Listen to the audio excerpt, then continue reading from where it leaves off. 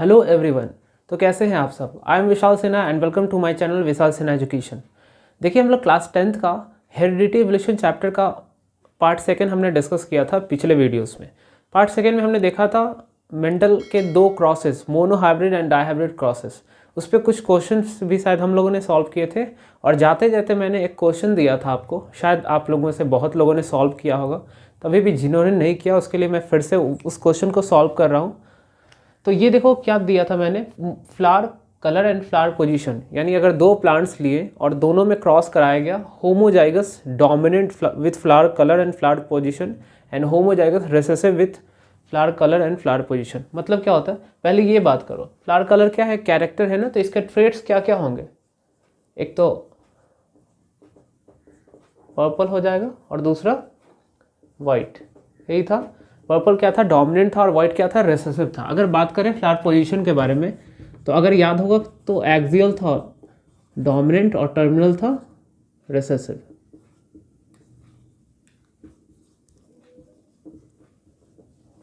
मैंने एक बात की थी कि अगर किसी का जीनोटाइप डिसाइड करना हो तो कैसे करेंगे। जो डोमिनेंट होता है उसका फर्स्ट अल्फाबेट को ही हम क्या करेंगे, एज अ जीनोटाइप डिसाइड करेंगे। मान लो ये पर्पल है, इसके लिए कैपिटल पी, ये वाइट है तो स्मॉल पी करेंगे। क्यों? क्योंकि जो अल्फ़ाबेट है इस डोमिनेंट के फर्स्ट अल्फ़ाबेट है उसी को स्मॉल लेटर में लिखना होता है रिसेसिव के केस में। वही अगर बात करें एक्सियल पोजीशन के बारे में, तो कैपिटल ए और टर्मिनल का स्मॉल ए। अब ये क्वेश्चन क्या है, यानी ये क्वेश्चन है कि एक पी प्लांट है जिसके पास फ्लावर का कलर जो है वो पर्पल है और फ्लावर का पोजीशन जो है वो एक्सियल है, तो पी ए और क्रॉसेस किया जाए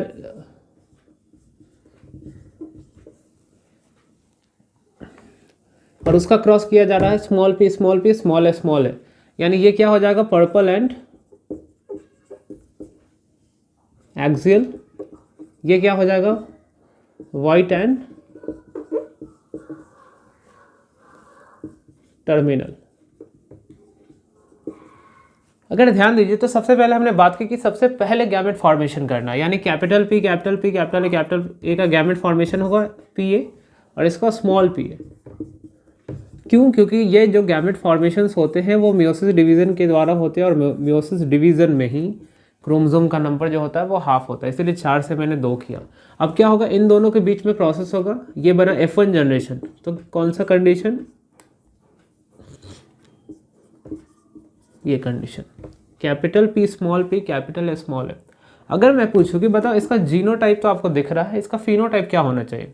इसका फिनोटाइप देखो, एक कम से कम एक जीन डोमिनेंट का होना चाहिए, तो है कलर वाले में भी एक डोमिनेंट जीन है और पोजीशन वाले में भी एक डोमिनेंट जीन है।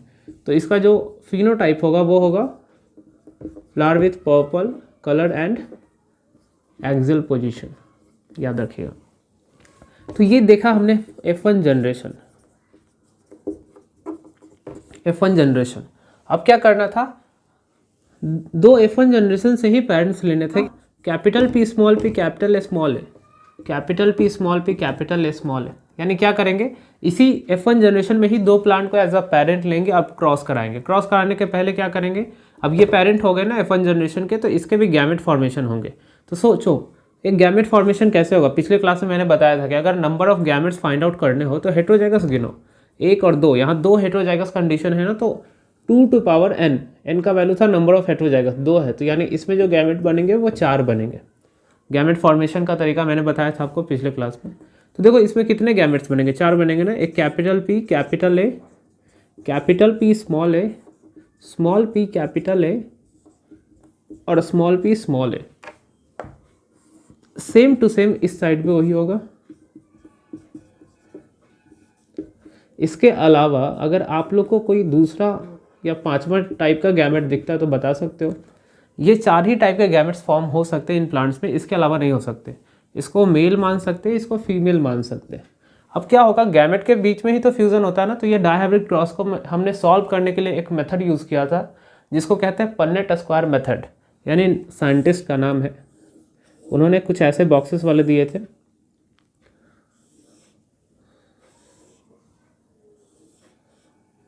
अब इसी तरीके से आपको सॉल्व करना है। इधर मेल गैमेट, इधर फीमेल गैमेट। तो मेल गैमेट ये जो चार है, capital P, capital P, capital small P, capital small P small A, same चीज़ें हैं। अब क्या होगा, वही क्रॉस करके लिखोगे कि फिनोटिपिक और जीनोटिपिक रेशियो क्या है। तो मैं बता देता हूँ, फिनोटिपिक रेशियो और जीनोटिपिक रेशियो वही होगा जो डायहाइब्रिड क्रॉसेस का होगा, क्योंकि ये भी डायहाइब्रिड क्रॉस है और सेम कंडीशन हमने लिया है। होमोजाइगस डोमिनेंट पेरेंट लिया है और होमोजाइगस रिसेसिव पेरेंट लिया है, दोनों के बीच में क्रॉस कराया हमने। तो फिनोटिपिक रेशियो हो जाएगा 9:3:3:1 और जीनोटिपिक रेशियो आई थिंक याद होगा आपको, काफ़ी लंबा चौड़ा था, 1:2:1:2:4:2:1:1। हमने बताया था कि आप ऐसे कर सकते हो 1:1 1:1 और बीच में उसका डबल 2:4:2। तो ये जीनोटिपिक रेशियो याद रखना है आपको। तो ये आप खुद से फिल कर लेना। जैसे इसमें क्या होगा, capital P, capital P, capital A, capital A. तो जीनोटाइप गिनना, अगर ये कर सकते हो कम से कम ये आपको मेथड यूज़ करना है और फिनोटिपिक रेशियो जीनोटिपिक रेशियो याद रखना है। तो यही था हमारा डायहाइब्रिड क्रॉस। अब हम पढ़ेंगे laws given by Mendel on the basis of monohybrid and dihybrid cross. अगर मोनोहाइब्रिड क्रॉस के ऊपर देखा जाए तो जनरली 2 लॉज है। आपको मेनली क्लास 10th के लिए ये लॉज सबसे इंपॉर्टेंट है, बाकी ये दोनों कम चांसेस है ये हायर क्लासेस के लिए। लेकिन मैं सोच रहा हूँ कि अगर जब बता ही रहा हूँ तो सारे लॉज बता देते हैं। और देखिए लॉ ऑफ डोमिनेंस क्या था, पहले मैं याद दिला दूँ कि जब मैंने मेंडल के बारे में आपको पढ़ाया था तो मेंडल के बारे में ये भी बताया था कि मेंडल ने बहुत पहले इन चीज़ों को एक्सप्लेन कर दिया था। उस समय बहुत सारी चीज़ों की डिस्कवरी नहीं हुई थी, यानी डीएनए क्या है, जीन क्या है। तो मेंडल ने जीन वर्ड को फैक्टर कहा था, याद होगा आपको, शायद फर्स्ट पॉइंट था वो। तो यहाँ भी मेंडल ने जो फैक्टर वर्ड यूज़ किया है, मैंने भी उसी वर्ड का यूज़ किया है। तो आप फैक्टर का मतलब जीन ही समझोगे। पहला क्या है, लॉ ऑफ डोमिनेंस में देखो नाम में ही डोमिनेंस है।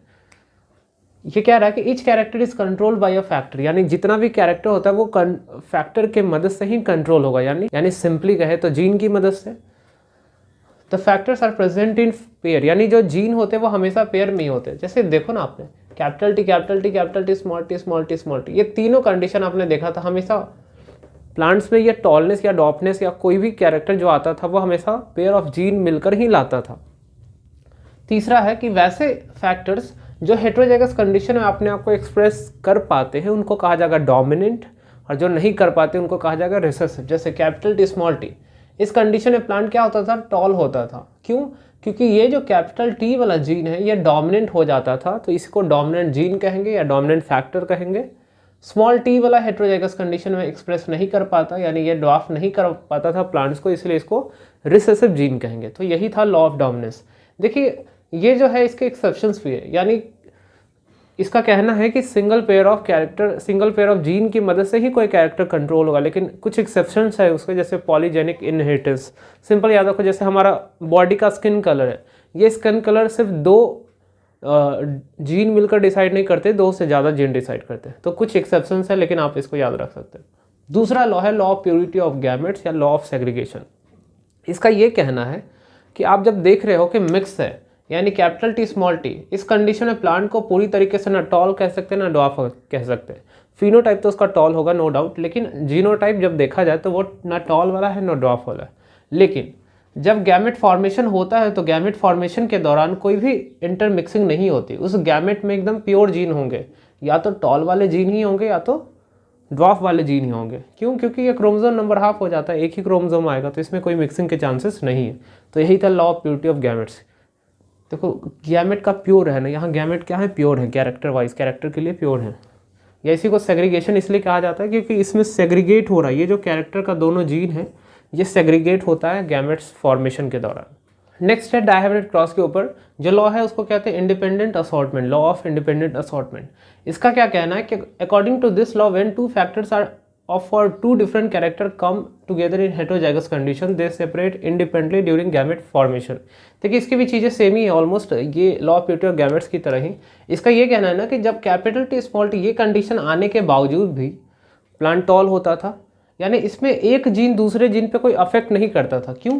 क्योंकि ये चीज़ हम तब देखते थे जब गैमेट फॉर्मेशन हो रहा है, तो गैमेट फॉर्मेशन में कोई डोमिनेंट है कोई रिसेसिव, इससे कोई फ़र्क ही नहीं पड़ता। सिंपल क्या होगा, उस गैमेट के अंदर एक कैरेक्टर का एक ही जीन होगा। तो यही कहता है लॉ ऑफ इंडिपेंडेंट असॉर्टमेंट, यानी इंडिपेंडेंट है ये जो जीन है एक दूसरे से इंडिपेंडेंट है ड्यूरिंग गैमेट फॉर्मेशन। बस यही ये लॉ कहता है। नेक्स्ट जो हमारा टॉपिक है जो कि एनसीईआरटी ने क्वेश्चन के फॉर्म में ही दिया है, how do these trait get expressed, यानी ये ट्रेट आते कैसे। आप सिंपल बोलोगे क्या होगा भाई, जीन है तो आना ही चाहिए, लेकिन ऐसा नहीं है। देखिए सिर्फ जीन डाल देने से, मान लो किसी प्लांट का टॉलनेस का जीन अगर अपनी बॉडी में मैं डाल दूँ तो क्या मैं टॉल हो जाऊँगा? नहीं, ऐसा नहीं है। देखिए सोचने वाली बात है, कैसे होगा। सबसे पहले याद करते हैं कि क्लास 9 में हमने पढ़ा था कि there are 2 types of cell, prokaryotic cell and eukaryotic cell. Prokaryotic cell का मतलब क्या होता है, वैसे सेल्स जो नॉन डेवलप है, वैसे सेल जिनका जो न्यूक्लियस है वो नॉन डेवलप है, not surrounded by nuclear membrane. और याद होगा आपको कि उसमें जो क्रोमोसोम होता है सिर्फ सिंगल क्रोमोसोम फाउंड होता है जिसको न्यूक्लियोइड कहते हैं। तो अगर सिंगल क्रोमोसोम है तो कैरेक्टर ही क्या होंगे, कुछ नहीं। दूसरा, अगर यूकैरियोटिक सेल की बात की जाए तो यूकैरियोटिक सेल, यू का मतलब ट्रू और कैरियोटिक वर्ड आया है कैरियन, जिसका मतलब होता है न्यूक्लियस। अगर न्यूक्लियस में देखें तो उसमें न्यूक्लियस वेल सराउंडेड है न्यूक्लियर मेम्ब्रेन से। न्यूक्लियस के अंदर क्रोमोसोम्स हैं जो कि सबसे इंपॉर्टेंट पार्ट है इस चैप्टर के लिए, और यही क्रोमोसोम होते हैं जो कि ट्रांसफ़र करते हैं इन्फॉर्मेशन को, कैरेक्टर को एक जनरेशन से दूसरे जनरेशन। जैसे अपनी ही बात कर ले, अगर हम अपनी बॉडी के किसी एक सेल्स को देखें तो उस सेल के अंदर जो क्रोमोसोम नंबर होगा वो कितना होगा, 46 ना, 46। लेकिन कुछ लोग बोलते हैं 23 पेयर, सही है। इस 46 का मतलब क्या है कि इस 46 में 23 जो क्रोमोसोम है ना वो फादर के कंट्रीब्यूशन के कारण है, और 23 जो क्रोमोसोम है वो मदर के कंट्रीब्यूशन के कारण है। क्यों? क्योंकि याद रखो फर्टिलाइजेशन के टाइम में मैंने बताया था कि मेल और फीमेल गैमेट का फ्यूजन होगा, तो 23 और 23 क्रोमोसोम मिक्स होकर हम लोग की बॉडी में डिप्लॉयड कंडीशन मेंटेन करते हैं, तो इसको याद रखना। तो ये 46 क्रोमोसोम है, यही डिसाइड करते हैं कि वो ऑर्गेनिज्म कैसा होगा, क्या कैरेक्टर्स होंगे उसके अंदर। अब देखिए इसके अंदर न्यूक्लियस है, न्यूक्लियस के अंदर क्रोमोसोम है, क्रोमोसोम के अंदर क्या होगा, क्रोमोसोम जो है हमारा वो कुछ ऐसे बना हुआ है, डीएनए से बना हुआ है। डीएनए किससे बना हुआ है, जीन से। देखिए अभी मैं बता रहा हूँ कैसे। सबसे जो बेसिक हो गया, मैं डीएनए की बात कर रहा हूँ, ये मैंने आपके सामने बनाया डीएनए।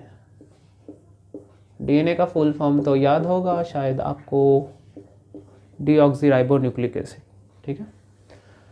अगर डीएनए की बात करें तो डीएनए का जो सारा पार्ट है वो ऑलमोस्ट नॉन फंक्शनल है, बहुत कम पार्ट होते हैं जो फंक्शनल होते हैं, और उन फंक्शनल पार्ट को कहा जाता है जीन। सिंपली कहेंगे the functional part of DNA is called gene. और ये डीएनए क्या होते हैं ना, ये डीएनए आपस में बहुत ही इस तरीके से कॉइल्ड हो जाते हैं और बनाते हैं कुछ प्रोटीन्स के साथ। कुछ हिस्टोन नाम के प्रोटीन होते हैं जो इस डीएनए के साथ मिलकर कुछ ऐसे स्ट्रक्चर बनाते हैं जिसको आप शायद जान रहे हो। इस स्ट्रक्चर को पूरा बनने के बाद आप समझ जाओगे ये क्या है। ये इसी डीएनए के थ्रेड को मैंने ऐसे दिखाया है, एक्चुअली ऐसे ही होता है क्रोमोसोम में। तो ये है क्रोमोसोम, ये है डीएनए, और डीएनए के ऊपर क्या होता है, जीन। तो ये सारी चीज़ें क्लियर होनी चाहिए। दूसरा, अभी मैंने बोला था कि सिर्फ जीन होने से नहीं होता। अगर बॉडी में किसी की बॉडी में किसी का जीन उठा कर डाल देंगे तो थोड़ी ना होगा, वो जीन फंक्शन करना चाहिए। और ये फंक्शन कैसे करता है, हमारी बॉडी में कोई भी कैरेक्टर के जो जीन होते हैं वो कैरेक्टर को एक्सप्रेस तभी कर पाते हैं वो जीन कुछ एंजाइम को सिक्रीट कराएगा हमारी बॉडी के अंदर, और उस सिक्रीशन के कारण ही वो कैरेक्टर एक्सप्रेस कर पाएंगे। जैसे एक एग्जांपल लेके चलता हूँ, हमारी बॉडी में एक हार्मोन सिक्रीट होता है ब्रेन के एक पार्ट से जिसको कहते हैं पिट्यूटरी ग्लैंड। पिट्यूटरी ग्लैंड एक हार्मोन सिक्रीट करता है, ग्रोथ हार्मोन। तो मान लो डीएनए के ऊपर ही तो इन्फॉर्मेशन है ना ग्रोथ हार्मोन सिक्रीशन का, तो वो डीएनए का जो जीन है वो डिसाइड करेगा कि कितना ग्रोथ हार्मोन सिक्रीट होना है।